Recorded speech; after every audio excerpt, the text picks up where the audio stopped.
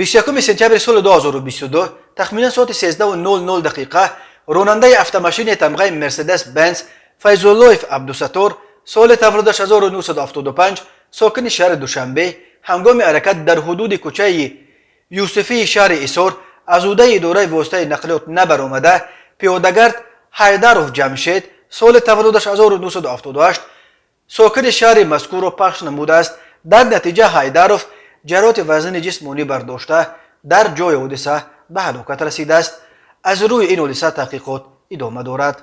به شعبه وزارت کارهای داخلی 2 در ناحیه سینا با عریضه مرد 39 ساله ساکن شهر ایسار مراجعت نموده است که 14 ایول سال 2022 مرد 55 ساله ساکن شهر دوشنبه با روی فریب به باوریش در آمده از او یک عدد автомاشین تمغه مرسدس بنز را به مبلغ 160,000 سومانی نرخ گذاری کرده گرفته 10,000 سومانیش را پیش پرداخت کرد و وعده داده است که باقی مانده مبلغ را تا سال 14 آگوست سال 2022 پرداخت می نماید.